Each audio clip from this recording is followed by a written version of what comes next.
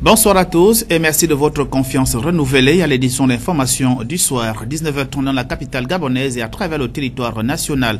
Au sommaire de cette édition d'information, les résultats du second tour du baccalauréat, session 2016-2017, sont désormais connus en matinée ce matin dans les différents centres d'examen de Libreville et de l'intérieur du pays. L'heure était à la proclamation des 10 résultats et la joie des admis était à son comble. Entre-temps, au quartier Aveya, dans le 2e arrondissement de la commune de Libreville, l'on a failli frôler le pire avec ce compatriote qui a tenté de mettre fin au jour de sa concubine en lui tirant dessus. Les détails tout à l'heure avec Maria Lecom et Mosconi Ngonumba. Rebonsoir et merci d'avoir choisi cette édition d'information. Nous commençons ce journal avec ce grand titre dans le 2e arrondissement de la commune de Libreville, notamment au quartier Aveya. Un jeune homme, la trentaine révolue, a tenté de mettre fin à la vie de sa concubine avec une arme à feu. Que s'est-il réellement passé? Mosconi Ngonumba et Maria Lecom étaient sur les lieux du drame. Voilà ce qu'ils nous ont rapporté.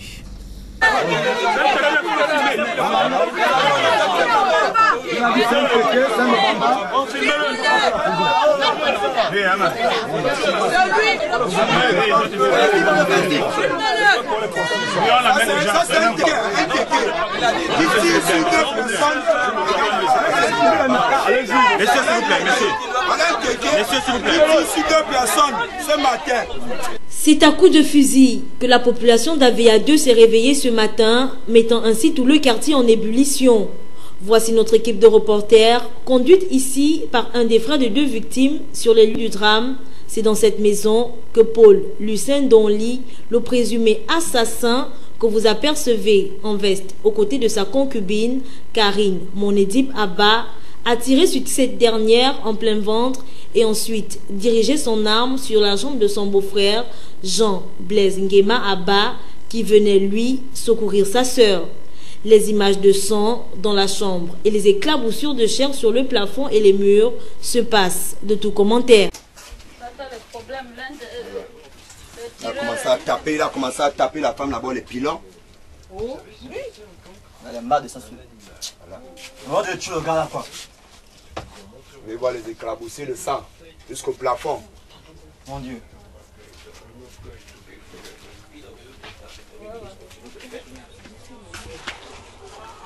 Les éclaboussures de sang jusqu'au plafond. Un des frères de la victime nous relate ici les faits qui auraient démarré à la veille pour se terminer en une véritable tragédie. Ici c'est mon soi-disant beau-frère, je vais appeler mon ex-beau-frère, qui aujourd'hui à 5 h du matin, on ne sait pas quel problème parce que hier ils sont rentrés, ils étaient bien. Une petite discussion de couple s'est déclenchée vers 5 h du matin entre l'homme et la femme. Bon, nous étions dans nos chambres, on ne pouvait pas se mêler de ça. C'est la grande soeur avec son mari dans la chambre, ils se disputent. Bon, à la fin de ça, à 5 h du matin, à ce qui paraît, il avait déjà chargé le fusil. La soeur, ma grande soeur, a commencé à crier, la discussion a duré jusqu'à 6 h, 7 h. Elle a commencé à crier que laisse-moi sortir, pourquoi tu charges le fusil, il y a quoi? Il y a quel problème, on a quel problème ensemble? C'est ainsi que mon grand frère sort de chez lui. Quand il va, il casse sa porte pour vérifier ce qui se passe. Ça va plus si on entendait parler de fusil. Quand il casse sa porte, il est allongé sur le lit, il tire sur les deux. Il tire sur ma grande soeur au ventre, il tire sur son mari, sur son petit frère au niveau de la jambe. Bon, quand on vient l'interpeller, le bon monsieur se vante, il se vante d'être téqué. Il dit que les téqués, il peut faire ce qu'il veut, on va l'amener nulle part. La justice de ce pays n'aura pas d'impact sur lui. Peu importe où on va l'amener, rien ne va arriver. Pendant même qu'on est en train de le gifler, même on le protège de la population, le bon monsieur se vante d'être téqué, c'est moi. Il se vante d'avoir fait ça. Il dit qu'il est téqué au Bamba. Après le passage de la gendarmerie qui s'est emparée de l'arme, puis de la police, ce sera finalement les éléments de la DGR qui procéderont à l'arrestation du présumé assassin après s'être fait passer à tabac par les riverains, visiblement outrés par cet acte.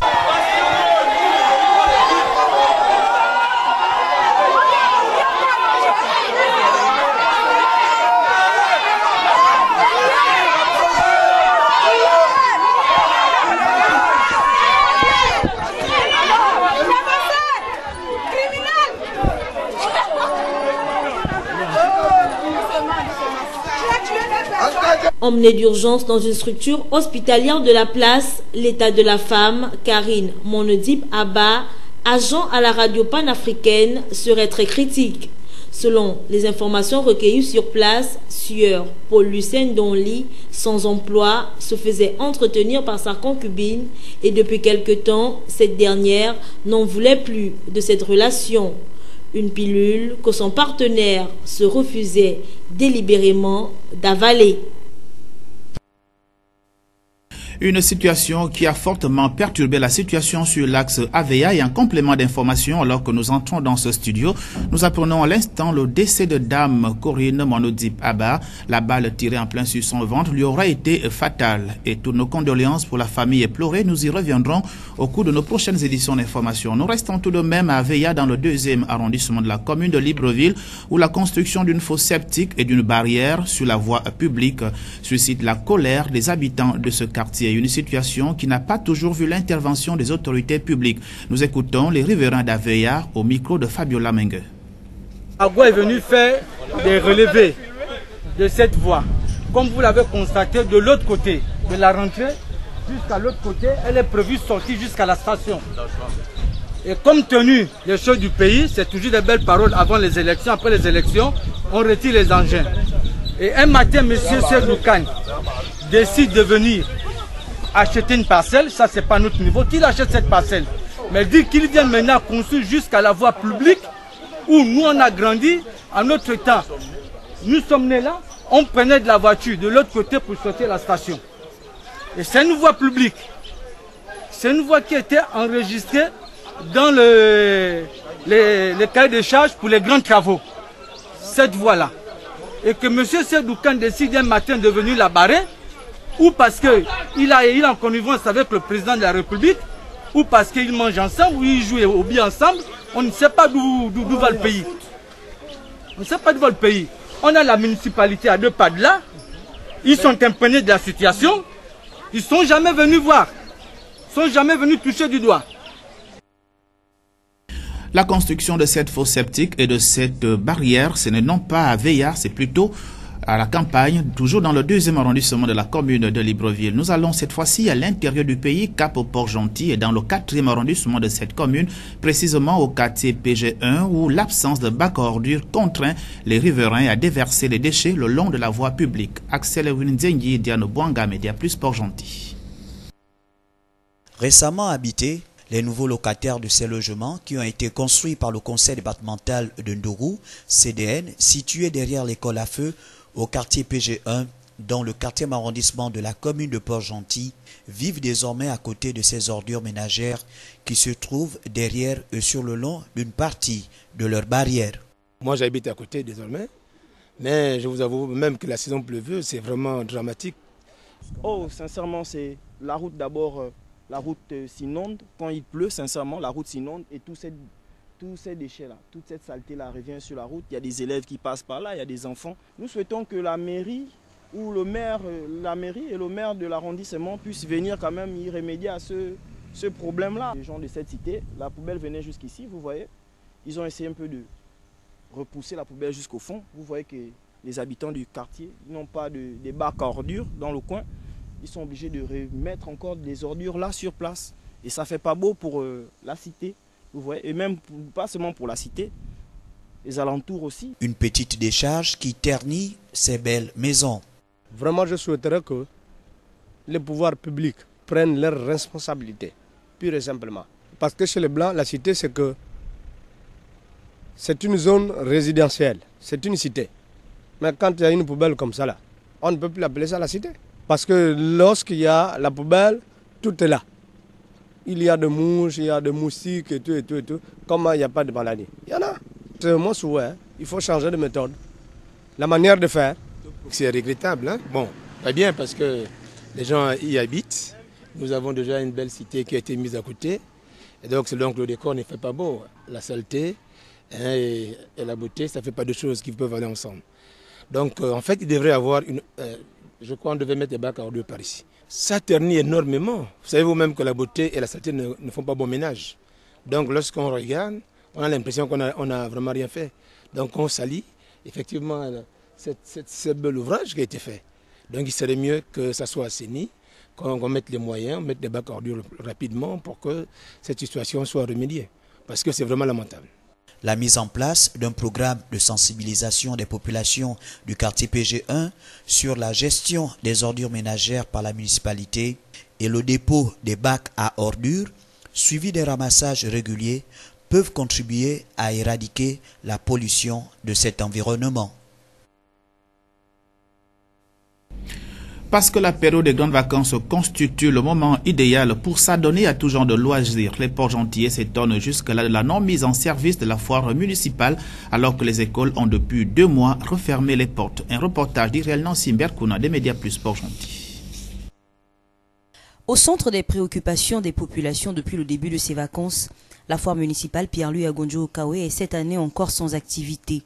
Pourtant, c'est en cette période que celle-ci devrait être en mouvement pour occuper les jeunes de la commune à travers la mise en marche des différents manèges et pourquoi pas l'organisation des kermesses et bien d'autres. Cependant, au cours de nos investigations, nous nous sommes rapprochés du service habilité à nous donner des informations relatives à cette situation, mais nous nous sommes heurtés au silence des responsables qui affirment hors caméra que la foire est en activité depuis le début des vacances, du mercredi au vendredi, et que ce sont les populations qui préfèrent y aller le samedi, jour du week-end, ce qui n'est pas possible. Si la dite foire est bien en activité depuis lors, pourquoi les populations se plaignent-elles? Aussi, les responsables, notamment la mairie de Port-Gentil, auraient-elles communiqué sur d'éventuelles activités? Il semblerait que non. Selon certaines sources, les manèges sont quelquefois mis en marche, mais à des fins personnelles. Il s'agit de l'agent chargé de l'entretien et du fonctionnement des 10 manèges qui irait de temps en temps avec quelques membres de sa famille. Une façon de faire qui est à déplorer, sachant que cet espace a été conçu pour la population tout entière et non pour une catégorie de personnes. Des comportements à proscrire, on espère qu'avant la fin de ces vacances, ces manèges seront mis en marche pour le bien-être et surtout l'épanouissement de nos jeunes oisifs à cause du manque d'activité. Éducation dans ce journal avec les résultats du second tour du baccalauréat session de juillet 2017 sont désormais connus. C'était depuis ce matin à partir de 10 h. La joie des candidats admis était à son comble. C'est le cas au centre du collège Anjomba où était Ephraim Biyogedzo Yvon Petron Koumile Kandoumba.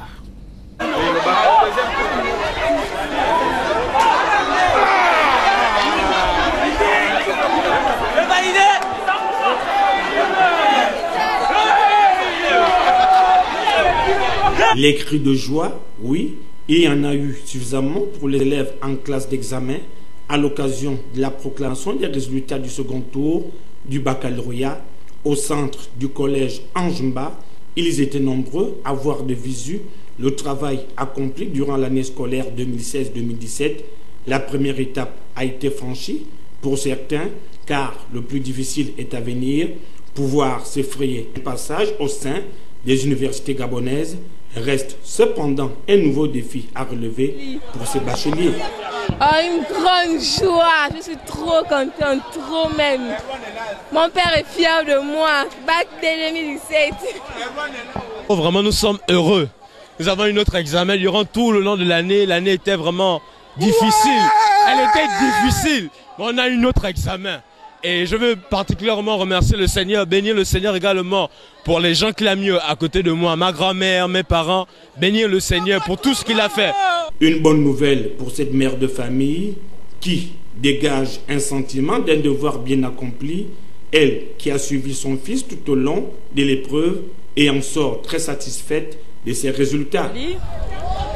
Mon fils est en terminale D, il est admissible et là il vient d'avoir son bac.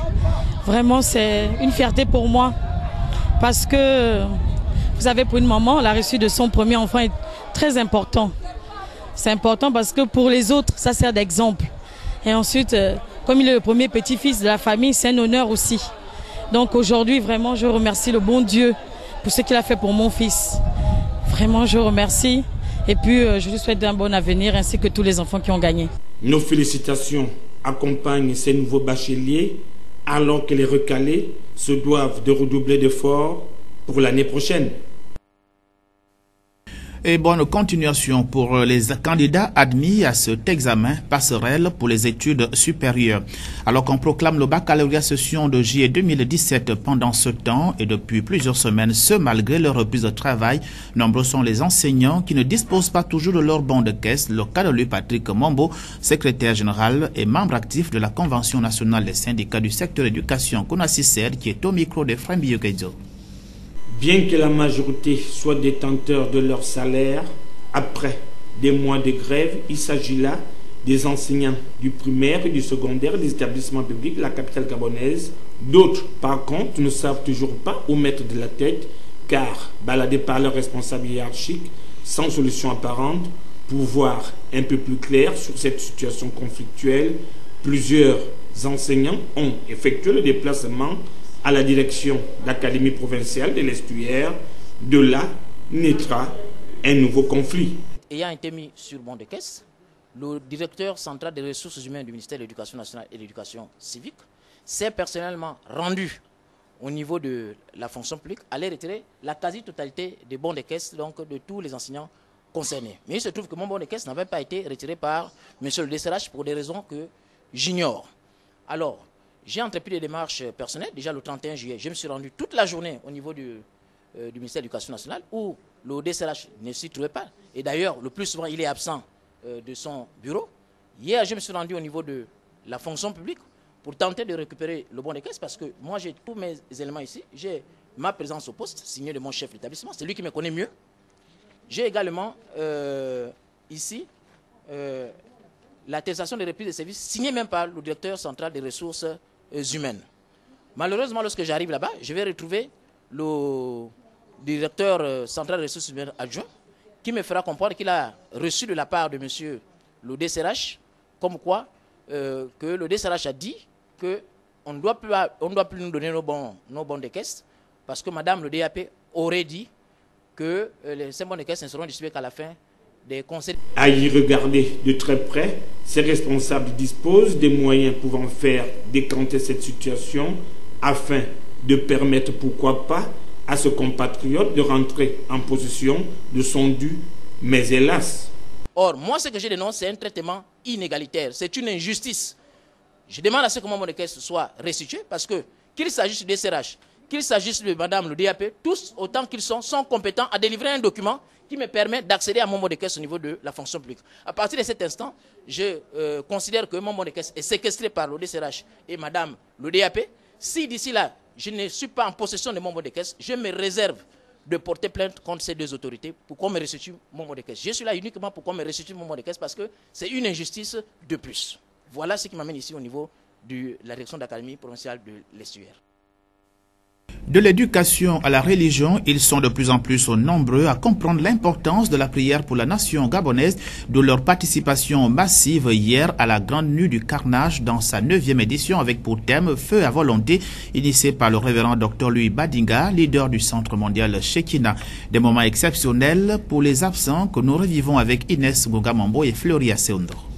C'est un gymnase de lumière archi-comble, voire une marée humaine qui a effectué le déplacement répondant fidèlement à l'invitation du Centre mondial Shekina à l'occasion de la grande nuit du carnage dans sa 9e édition avec pour thème central Feu à volonté. C'était des moments riches en enseignements, en décortication des Saintes Écritures, sans omettre la prophétie. Plusieurs éminents serviteurs de Dieu se sont succédés sur l'estrade, chacun dans son domaine de compétences.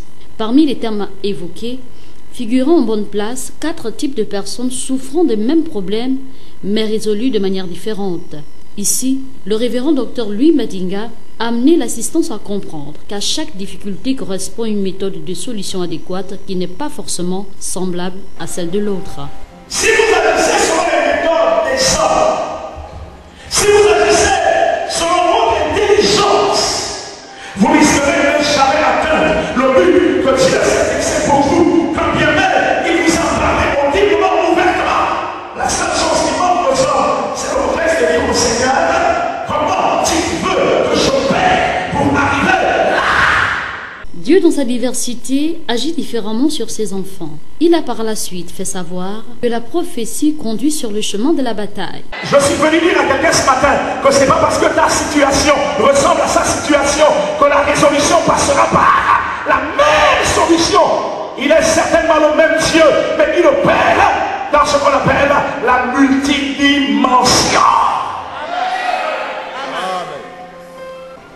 La prophétie ne rend pas facile les choses. Lève la main droite, vraiment. La prophétie vous prendra au lieu de vous introduire dans votre destinée. Elle vous présentera à l'adversité. Elle vous présentera au problème. Mesdames et messieurs, ce qui se passa juste après que David était loin. David pensait certainement que lorsque l'ange, par la bouche de Samuel, venait de lui dire, l'Éternel ne t'a-t-il pas loin pour être le prince de son peuple. David pensait que le lendemain, il allait devenir le roi d'Israël. Contre toute attente, c'est son père Isaïe qui l'appelle et qui lui dit, va sur le champ de bataille, va voir si tes frères se portent bien. La prophétie te prendra et t'enverra dans le champ de bataille. La prophétie ne t'enverra jamais sur le trône, la prophétie t'enverra sur le champ de bataille. Pourquoi? Parce que tu dois combattre tes ennemis et les vaincre avant de posséder, de matérialiser ta prophétie.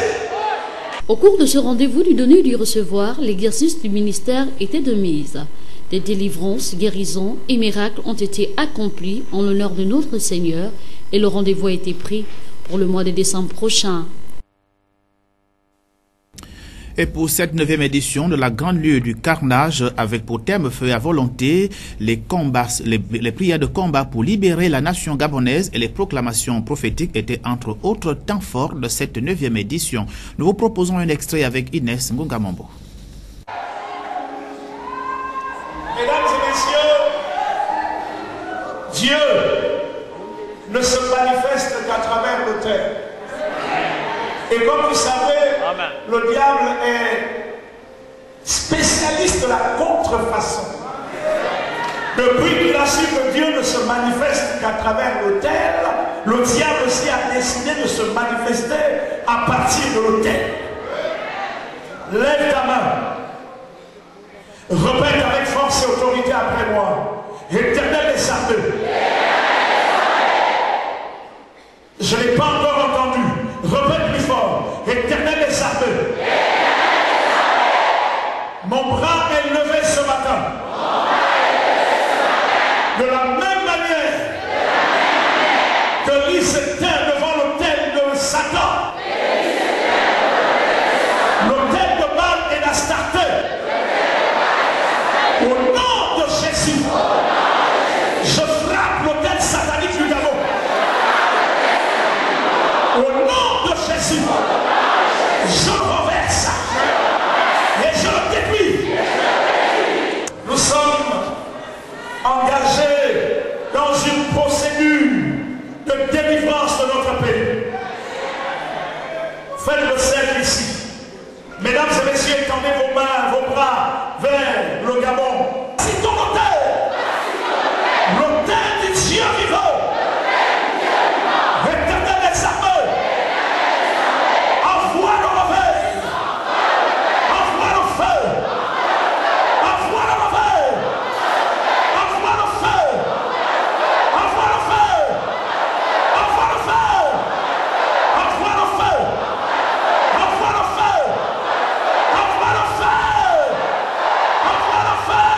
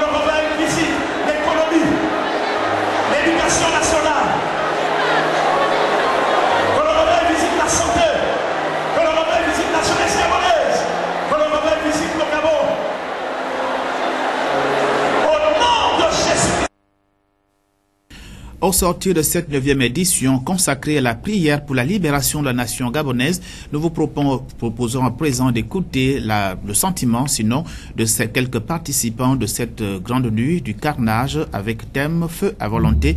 Ils sont au micro d'Inès Gongamombo et devant la caméra de Mosconi Ngonumba. C'était bien, c'était tout, on a été impacté, vérifié, c'est bon. La puissance de Dieu était à l'œuvre. Il y a eu plein de choses qui se sont passées, nous avons pleinement été édifiés. Donc, disons que la nuit s'est bien passée, et puis oui, c'est une première fois pour moi de prendre part à une telle cérémonie. Bon, je l'ai trouvé bien, et très merveilleux en plus. Effectivement, de satisfaction. Déjà, j'aimerais remercier le révérend Louis Badinga de m'avoir donné l'opportunité d'être orateur à la grande nuit du carnage. Et je crois que véritablement, ces nuits vont amener davantage un impact dans notre pays. Vous pouvez constater l'influence qui s'est manifestée toute cette nuit et nous croyons que véritablement le Gabon est sur la bonne voie. Un sentiment de joie parce que lorsqu'il est question du Gabon, c'est notre dénominateur commun.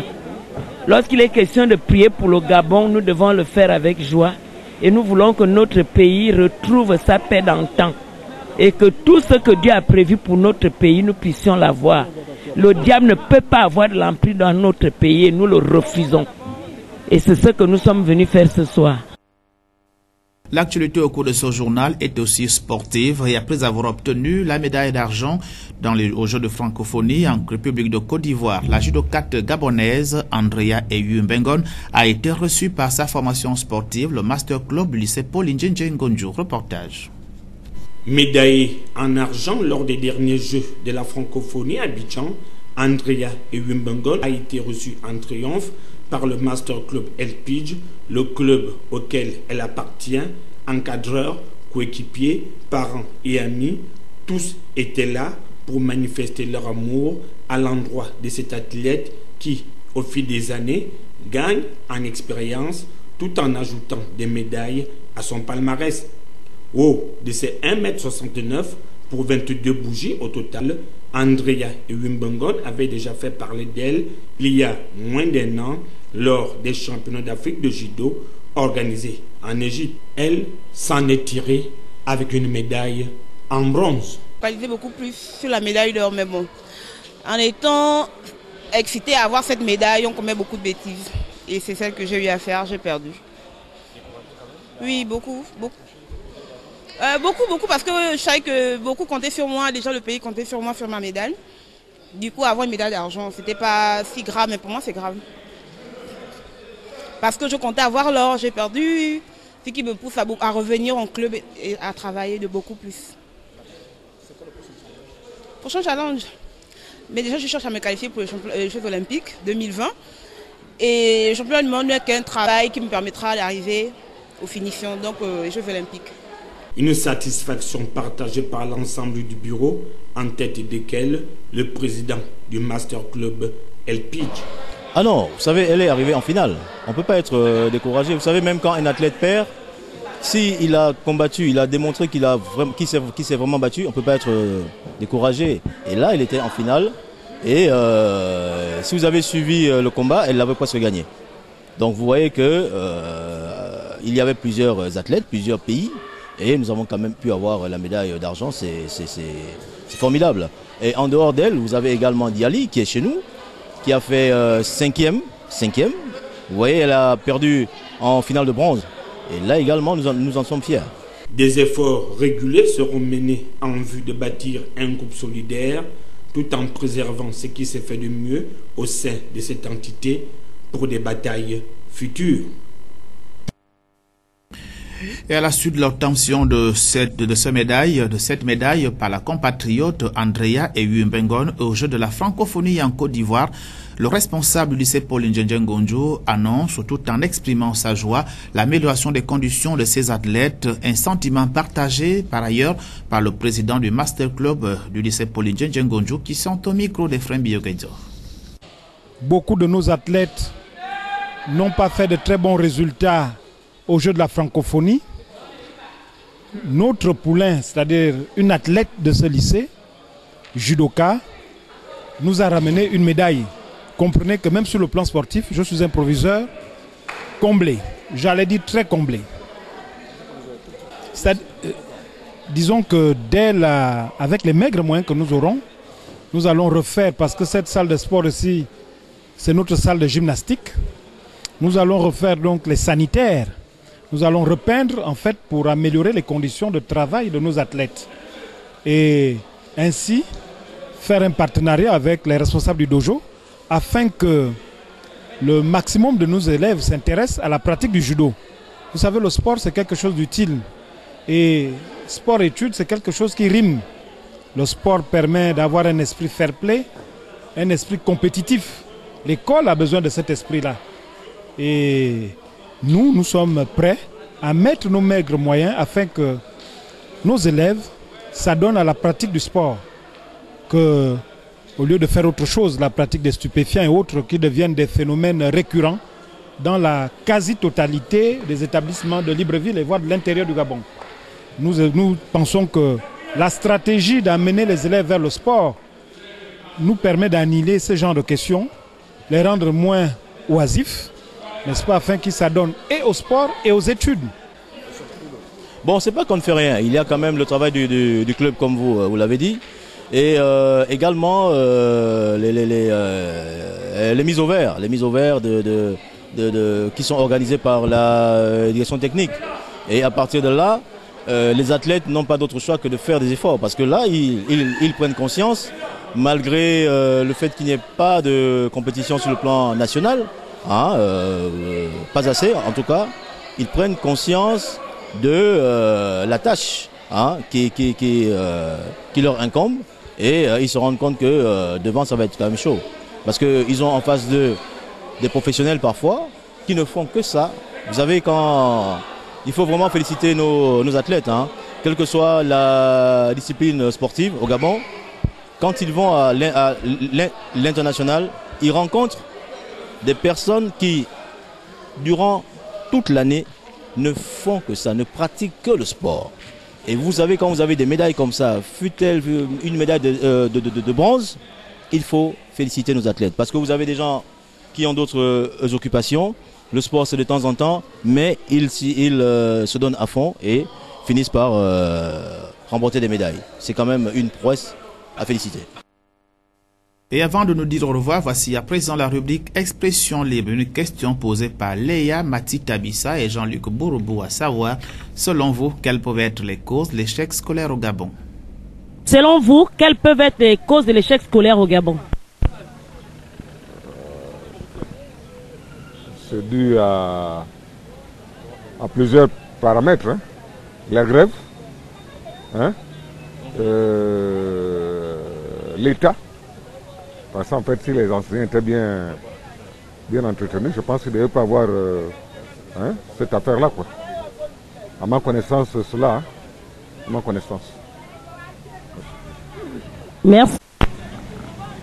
Bon, les causes de l'échec scolaire au Gabon, c'est surtout que je me dis que l'administration n'est pas organisée du départ jusqu'à la fin. Et aussi, regarder aussi le problème des enseignants qui se plaignent à tout moment, qui cause l'échec de l'enseignement ici au Gabon. Et aussi, beaucoup de jeunes s'enivrent beaucoup, qui donnent du fait qu'il n'y a pas parfois de bons résultats par rapport à ce que le ministère de l'enseignement entend des jeunes, surtout aussi.